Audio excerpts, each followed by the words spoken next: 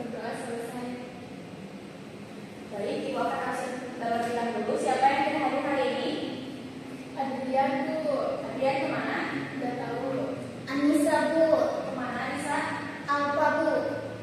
Baik, besok diingetin lagi ya untuk hadir. Iya Bu. Baik, Ibu akan bertanya kepada kalian. Di sini kalian daerah tempat tinggalnya di mana aja? Di dataran tinggi Bu. Kamu di mana? Di tepi pantai Bu. Di pantai. Jadi hari ini kita akan membahas jenis-jenis pekerjaan. Nah, boleh dilihat di sini ada gambar perkebunan teh. Nah, kalau perkebunan teh itu biasa tumbuh di mana? Di dataran tinggi Bu. Dataran tinggi Bu. Nah, ini adalah contoh gambar hasil dari perkebunan teh tersebut. Kita hari ini akan membahas tumbuhan apa aja yang tumbuh di daerah dataran tinggi, dataran rendah, dan pantai. Lalu pekerjaan apa aja yang ada di daerah tersebut. Yang pertama, kalian boleh mencatat ya. Iya Ibu. Nah, yang pertama untuk di dataran tinggi. Dataran tinggi itu ada perkebunan teh, perkebunan kopi, dan karet. Untuk pekerjaannya itu ada petani. Nah, yang selanjutnya ada di dataran rendah. Untuk di dataran rendah itu ada padi, jagung, pisang, dan lain-lain. Nah, untuk pekerjaan di dataran rendah itu ada peternak. Selanjutnya di pantai. Kalau di pantai itu ada tanaman bakau. Kalau pekerja di pantai itu ada nelayan. Sudah? Sudah Bu. Nah, kita itu harus menjaga tanaman dan kelestariannya ya. Kita tidak boleh merusak. Iya Ibu. Nah, selanjutnya, mari kita membaca. Boleh dibaca oleh satu orang? Saya Bu. Tempat hidup tanaman teh. Teh merupakan minuman yang banyak dikonsumsi oleh masyarakat di berbagai belahan dunia. Di Indonesia, tanaman teh tumbuh subur di wilayah pegunungan yang berudara sejuk. Oke, bagus. Selanjutnya kita baca sama-sama ya. Teh merupakan salah satu tanaman yang Tumbuh di daerah dengan ketinggian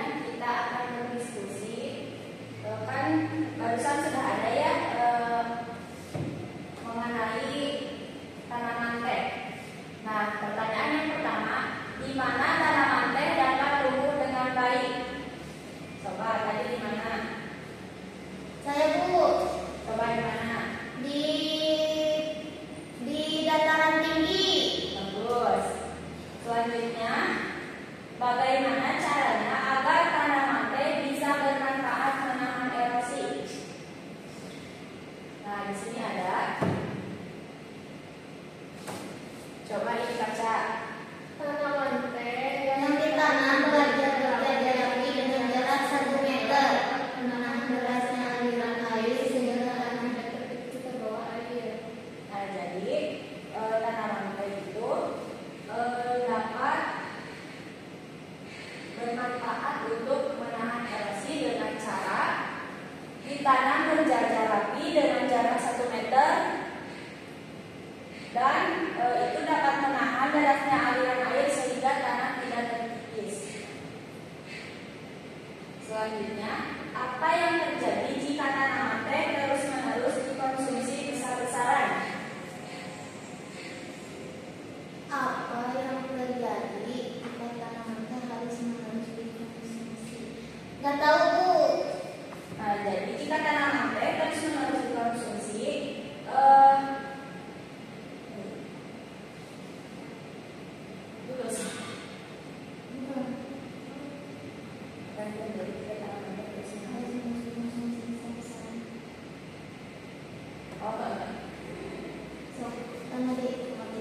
Nah, jadi jika tanaman yang terus-menerus dikonsumsi besar-besaran, maka makhluk hidup akan mengalami kerugian.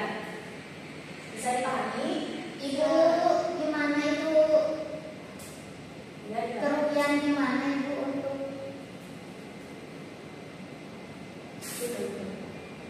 aku kan masih belum kelas berapa? Masih ada saya. Masih ini baru lihat.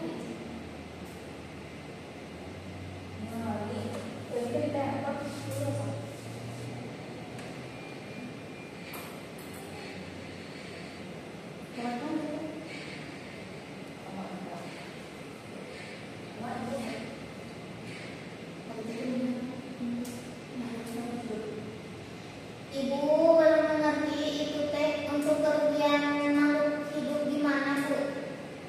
Nah, kan jika terus-menerus dikonsumsi besar-besaran, maka si itu akan habis. Nah, jadi para petani juga akan kehilangan mata pencahariannya. Seperti itu. Nah, selanjutnya ayo berdiskusi. Di sini ada peta kilas. Silakan kalian diskusikan bersama teman mengapa menjaga keseimbangan alam dan kelestarian sumber daya alam itu penting. Ibu kasih contoh. Contohnya karena alam itu adalah sangat penting bagi kehidupan manusia. Karena manusia itu sangat membutuhkan sumber daya dari alam. Silakan kalian diskusikan. Baik Bu.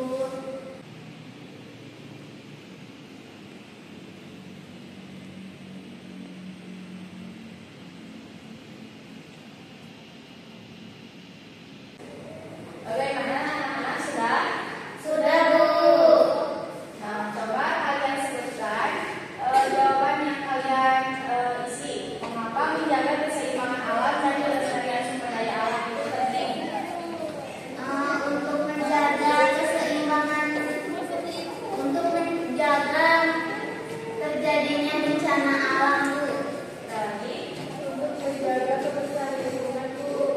ada lagi, Untuk mengurangi penggunaan air Bu. ya betul. Nah, jadi semua jawabannya itu benar ya. Tepuk tangan untuk kalian semua.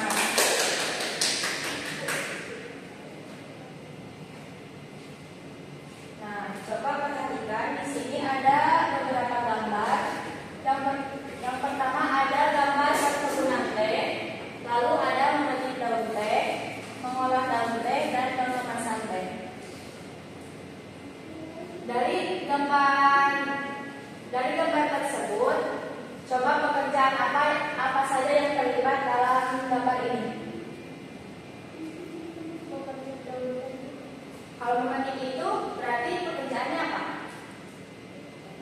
Petani Bu. Ya betul. Nah, di sini ada seseorang yang sedang memetik daun teh. Ini adalah seorang petani pemetik daun teh yang mengambilnya itu dari perkebunan teh. Lalu ada mengolah daun teh. Untuk mengolah daun teh itu seperti di pabrik, bisa disebut juga sebagai produsen. Selanjutnya ada pengemasan pengemasan teh. Untuk pengemasan teh itu teh yang sudah diolah lalu dikemas dan bisa didistribusikan kepada konsumen. Bisa dipahami? Siap, Bu. Nah, sekarang diskusikan dengan teman di sebelahmu mengenai jenis pekerjaan di sekitar yang kalian ketahui. Nah, jadi kalian di sini ada sebuah diagram pen, lalu kalian satu persatu, satu orang isi. Di sini ada satu pekerjaan, di sini ada satu pekerjaan yang berbeda. Lalu isinya itu ada di mana daerah mereka bekerja, apa yang dikerjakan, hasil yang diperoleh, dampak dari pekerjaan mereka bagi masyarakat dan bagi pekerja. Boleh didiskusikan terlebih dahulu. Bagaimana anak-anak, apakah sudah? Sudah, Bu. Baik, Ibu minta satu pasang untuk memaparkan hasil dari diagram pen ini ke depan, boleh? Ya, Bu. Silakan. Satu orang lagi.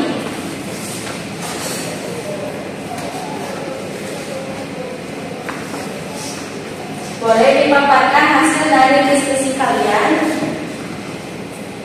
Dua pekerjaan yang berbeda. Coba. Yang pertama ada pekerjaan petani Nah, kalau untuk daerah mereka bekerja itu di mana? di sawah, Kalau hasilnya dikerjakan, apa yang dikerjakannya? menanam padi atau itu apa namanya? Panen. Kalau hasilnya? Hasilnya akan menjadi beras. Nah, kalau dampak dari pekerjaan mereka bagi masyarakat dan bagi pekerjanya? Menambahkan bahan pangan dan bisa juga dijual ke pasar. Nah, untuk satu pekerjaan lagi apa? Nelayan, Bu. Nah, coba paparkan di daerahnya di mana? Boleh menghadap ke teman-teman kalian. Untuk nelayan teh Di daerah mana? di daerah pantai, Bu. Kalau yang dikerjakannya apa? Menangkap ikan. Kalau hasilnya? Hasilnya ikan untuk bisa dijual. Nah, kalau dampaknya bagi masyarakat?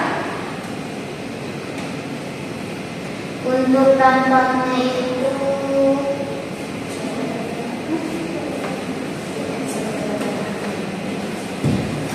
Silakan. Nah, kalau dampaknya?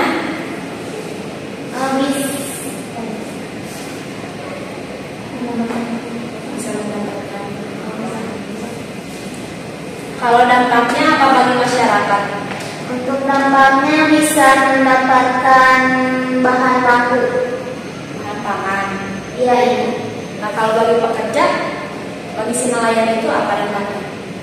Dampaknya menghasilkan uang, kan ikannya dijual. Baik, boleh silakan duduk kembali. Iya, Ibu. Tepuk tangan. Terima kasih. Nah, baik sekali ya, baik sekali untuk yang sudah tampil. Sekarang di sini ada fakta tanaman bakau. Yang pertama, melindungi pantai dari erosi dan abrasi. Adanya bakau di pesisir pantai bermanfaat untuk menjaga agar garis pantai tetap stabil dan tidak terkikis oleh terpaan ombak. Rumpun-rumpun bakau mampu menyerap energi gelombang yang datang sehingga hanya lihat gelombang yang sampai di sisi pantai. Yang kedua, menahan rembesan air laut ke darat. Yang ketiga, sebagai perangkap zat-zat pencemar dan limbah industri. Selain dapat menjaga dataran, bakau juga memiliki peran penting dalam mengurangi polutan di air laut. Yang keempat, menciptakan udara pesisir yang bersih dan segar. Pohon bakau dapat menyerap gas karbon dioksida dan melepaskan oksigen ke lingkungan. Dengan demikian, udara di sekitar pantai tetap bersih dan segar. Yang kelima, menjaga habitat alami berbagai biota darat dan laut. Kelestarian hewan laut dan darat seperti udang, kepiting, berbagai jenis ikan, burung, monyet, serta biawak terjaga dengan adanya hutan bakau di pesisir pantai. Dan yang terakhir, mengurangi dampak bencana akibat gelombang laut seperti badai dan gelombang pasang. Nah, kan di sini ada tangka tanaman bakau, sudah dibacakan, boleh kalian catat. Lalu ada pekerjaan rumah untuk kalian, ada 4 nomor, boleh dicatat ya. Lalu kalian kerjakan di rumah. Baik Bu, baik Bu. Boleh, silakan. Bagaimana, sudah? Sudah Bu. Jangan lupa kayaknya dikerjakan ya. Iya Bu. Nah, jadi hari ini kita belajar apa aja? Mengenai jenis-jenis pekerjaan. Di dataran tinggi ada apa aja? Petani Bu.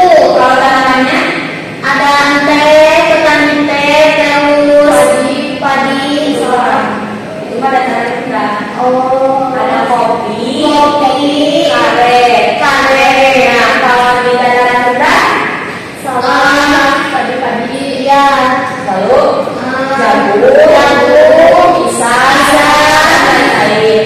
Kalau untuk pekerjaan itu disebut kalau di dataran rendah itu ada pekerjaan sebagai peternak. Nah, kalau di pantai ada apa? Pohon bakau, Ya, betul. Nah, kalau pekerjaan itu nelayan, nelayan. Jadi dapat disimpulkan ya, belajar mengenai jenis-jenis pekerjaan di dataran tinggi, dataran rendah, dan di pantai. Nah, jangan lupa kita harus menjaga kelestarian alam kita ya, jangan sampai dirusak. baik Bu. Nah, sebelum menutup pembelajaran hari ini, kita melakukan SPT terlebih dahulu. Baik Bu. SPT, perhatikan ya. Ya Bu.